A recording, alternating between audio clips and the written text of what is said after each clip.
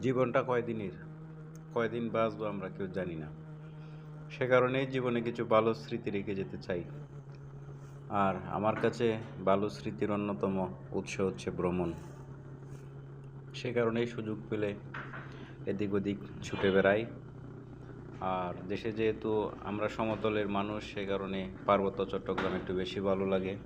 যদিও আমাদের বাড়ির পাশেই মেঘালয়, সেখানে যাওয়া যায় না যেহেতু সেটা ভিন্ন দেশ। বর্ডার ক্রস করতে গেলে বহু ঝামেলা।